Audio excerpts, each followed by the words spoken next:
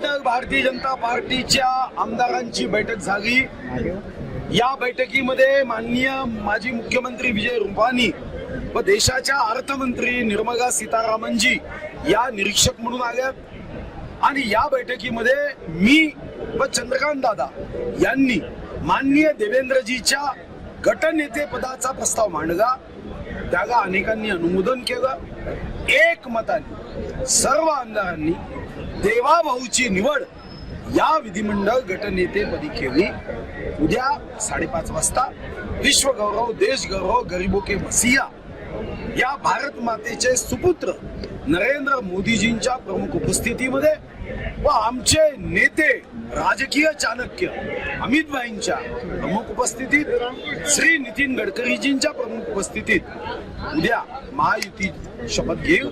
माननीय मुख्यमंत्री देवेंद्रजी घेतील आणि ते त्यांच्या अधिकाराचा वापर घेऊन ज्यांना ज्यांना शपथ द्यायची आहे त्यांची नावं ही माननीय महामहिम राज्यपाल महोदयांना देतील। 3:30 वाजता मी राज्यपाल महोदयांचा वेळ घेतला तिथं पोहोचतो। हिंदीच्या रयतेच्या राज्यात प्रत्येक व्यक्ति प्रत्येक दुर्बल घटक वंचित घटक हा सुखी व्हा। गरीबों के सम्मान में, बहनों के सम्मान में, युवाओं के सम्मान में, वंचितों के सम्मान में, दिव्यांगों के सम्मान में और हर शोषित व्यक्ति के सम्मान में सरकार शिव भक्तों की मैदान। छत्रपति शिवाजी महाराज के संकल्प को महाराष्ट्र को आगे बढ़ाने के लिए एक शिवभक्त सरकार में मुख्यमंत्री के रूप में आ रहा है। बहुत खुशी है। कॉमर्स का स्टूडेंट हूँ तो आप साइंस के प्रश्न मत पूछिए। साहेब परत एकदा झालेला आहे त्याबद्दल मनापासून त्यांना शुभेच्छा आणि सर्वांनाच या विषयावर शुभेच्छा।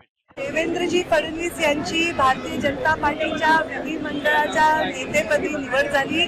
एकमताने निवड झाली। आम्ही स्वतः सुधीर मुनगंटीवार, चंद्रकांत दादा पाटील, आशिष शेलार मी स्वतः आम्ही अनुमोदन दिलं। अनेक आमदारांनी समर्थन केलं आणि त्याबद्दल मी त्यांचे मनापासून खूप खूप अभिनंदन करते आणि त्यांना शुभेच्छा देते की महाराष्ट्राची धुरा सांभाळण्यासाठी लोकांनी जो विश्वास दाखवला, ऐतिहासिक विजय आम्हाला दिलेला आहे, त्या विजयाला लोकांच्या अपेक्षा पूर्ण करण्यासाठी त्यांचं नेतृत्व सार्थ करून हीच मी ईश्वरचरणी प्रार्थना करते आणि त्यांनाही शुभेच्छा देते। कसं वातावरण होतं बैठकीतलं? चांगलं वातावरण आहे, एकदम छान, एकदम जसं आमच्या भाजपाच्या बैठकीत असतं, शिस्तप्रिय, अत्यंत व्यवस्थित। आता बैठक कशाची होती तुम्हालाच वाटत नाही, बाकी सगळ्यांना वाटतं, फक्त तुम्हाला मीडियाला वाटत। माझ्या एकट्याच्या चेहऱ्यावरती नाही, महाराष्ट्रातला गावगाड्यातला जो माणूस आहे, शेतकरी आहे, कष्टकरी आहे, उपेक्षित आहे, बहुजन आहे, त्या सगळ्यांच्या चेहऱ्यावरती आज हास्य फुललेला आहे।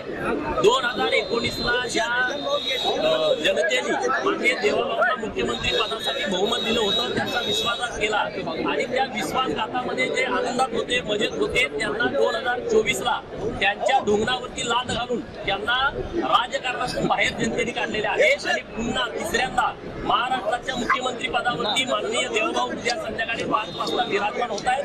याच्यासारखा दुसरा आनंद माझ्या आयुष्यात असू शकत नाही। ज्या व्यक्तिमत्वावरती गेली 5 वर्ष त्यांना अपमानित केलं गेलं, त्यांच्यावरती टीका टिप्पणी केली गेली, जातीवाद प्रचंड केला गेला, त्या सगळ्याला उत्तर महाराष्ट्रातल्या जनतेने दिलेलं आहे आणि माझ्यासाठी आजचा दिवस खूप खूप आनंदाचा दिवस आहे।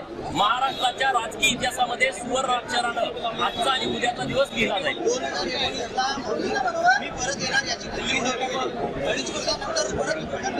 अरे तुम्हा सर्वांचा बाप आता महाराष्ट्राच्या राजकारणामध्ये सन्मानानं परत आलेला आहे आणि मला देवाभाऊंचं विधिमंडळातलं मुख्यमंत्री झाल्यानंतरचं पहिलं भाषण ऐकण्याची उत्सुकता लागलेली आहे। महाराष्ट्राच्या जनतेला सुद्धा ती उत्सुकता लागलेली असेल। 2024 मध्ये फडणवीसांनी असा केला की ते परत आले, राऊतांनी त्यांच्यावरती टीका केली होती की हे परत येणार नाही।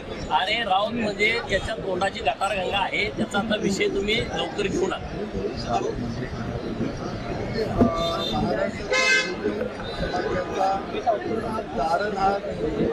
शेतकऱ्यांचा नेता आणि जननायक आणि बहुजन समाजाला बरोबर घेऊन जाणारा, या पर्यटन जनतेला बरोबर घेऊन जाणारा आता मुख्यमंत्री म्हणून या महाराष्ट्राला लाभत आहे। आणि ज्यांनी या महाराष्ट्रामध्ये खऱ्या अर्थानं जातीय राजकारणाचा पाया रचला त्या शरद पवारांची राजवट आज खऱ्या अर्थानं मुलीला मिळत आहे. ती राजवट आज त्यांच्या डोळ्यात देखत सोन्याची लंका रावणाची लढाईला लागलेली आहे. हा संपूर्ण महाराष्ट्र पाहत आहे. खऱ्या अर्थानं देवेंद्रजींच्या नेतृत्वामध्ये या महाराष्ट्रामध्ये परत एक वेळा रामराज्याला सुरुवात होत आहे.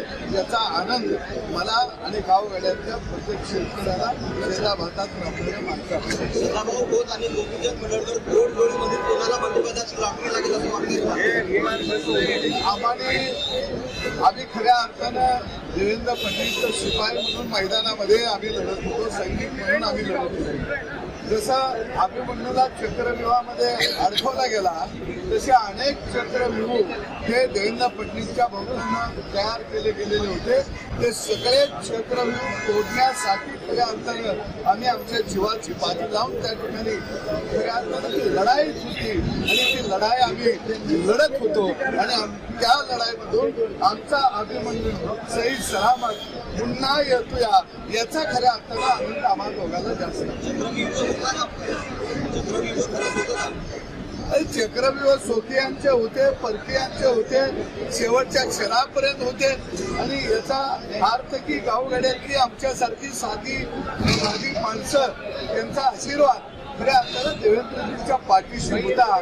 आणि म्हणून म्हणावं लागेल, लाख मेले तर चालतील पण लाखाचा पोशिंदा जगला पाहिजे, जिवंत राहायला पाहिजे याच्यासाठी गावगाड्याची धडपड होती.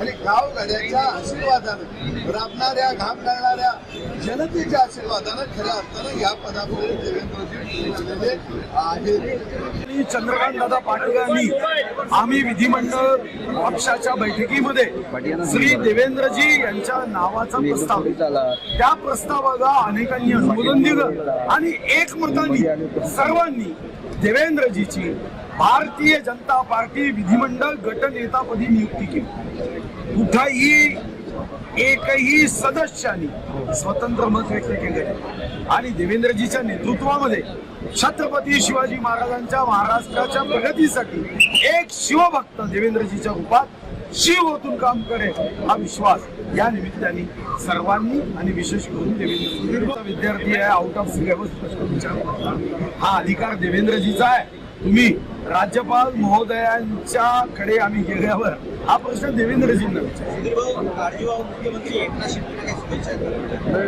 नेहमीच शुभेच्छा.